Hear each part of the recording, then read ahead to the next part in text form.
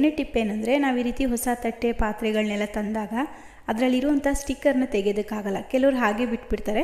ಇನ್ನು ಕೆಲವರು ತೆಗೆಯೋದಕ್ಕೆ ಹೋದರೆ ಅರ್ಧ ಕೈಗೆ ಬರುತ್ತೆ, ಇನ್ನರ್ಧ ತಟ್ಟೆಗೆ ಅಂಟ್ಕೊಂಡು ನೋಡೋದಕ್ಕೆ ಅಷ್ಟೇ ಚೆನ್ನಾಗಿ ಕಾಣಿಸಲ್ಲ. ಅದನ್ನು ಹೇಗೆ ರಿಮೂವ್ ಮಾಡೋದಂದರೆ, ಸ್ಟವ್ ಮೇಲೆ ಈ ರೀತಿಯಾಗಿ ಜಸ್ಟ್ ಇದನ್ನು ಸ್ವಲ್ಪ ಬಿಸಿ ಮಾಡ್ಕೊಳ್ಳಿ ಸಾಕು. ತುಂಬ ಜಾಸ್ತಿ ಬಿಸಿ ಮಾಡಬಾರ್ದು. ಸ್ವಲ್ಪ ಬಿಸಿ ಮಾಡಿ 1 ಸೆಕೆಂಡ್ ಹಾಗೆ ಬಿಟ್ಬಿಡಿ. 1 ಸೆಕೆಂಡ್ ನಂತರ ನೋಡಿ, ಈ ರೀತಿಯಾಗಿ ನಿಧಾನವಾಗಿ ಸ್ಟಿಕ್ಕರ್ನ ತೆಗೆದ್ರೆ ಆ ಪೇಪರ್ ಎಲ್ಲೂ ಸಹ ಪಾತ್ರೆಗೆ ಅಂಟ್ಕೊಳ್ಳದೆ ನಮಗೆ ಆ ಪೇಪರ್ ತುಂಬ ಚೆನ್ನಾಗಿ ರಿಮೂವ್ ಆಗಿಬಿಡುತ್ತೆ. ನೋಡ್ತಾ ಇದ್ದೀರಲ್ವಾ, ನೋಡಿ ತಟ್ಟೆಲಿ ಎಲ್ಲೂ ಸಹ ಪೇಪರ್ದು ಮಾರ್ಕ್ ಆಗಿರ್ಬೋದು, ಅಥವಾ ಆ ಪೇಪರ್ ಅರ್ಧ ಕೈಗೆ ಬರೋದಾಗಲಿ ಅಥವಾ ಇನ್ನು ಮಿಕ್ಕಿದ್ದೆಲ್ಲ ತಟ್ಟೆಲಿ ಉಳ್ಕೊಳ್ಳೋದಾಗಲಿ ಆ ರೀತಿ ಆಗಿಲ್ಲ. ನಿಮಗೆ ಗೊತ್ತಾಗಲಿ ಅಂತೇಳಿ ಇನ್ನೊಂದನ್ನು ಸಹ ಅದೇ ರೀತಿ ಮಾಡ್ತಾಯಿದ್ದೀನಿ.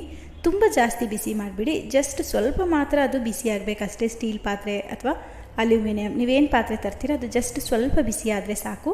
ಈಗಿದೆ ಸ್ವಲ್ಪ ಬಿಸಿ ಆದ ತಕ್ಷಣ ಇದನ್ನು 1 ಸೆಕೆಂಡ್ ಹಾಗೆ ಬಿಡಬೇಕು. ಸ್ಟವಿಂದ ತೆಗೆದ ತಕ್ಷಣ ನೀವು ಇದನ್ನು ರಿಮೂವ್ ಮಾಡೋದಕ್ಕಾಗಲ್ಲ. 1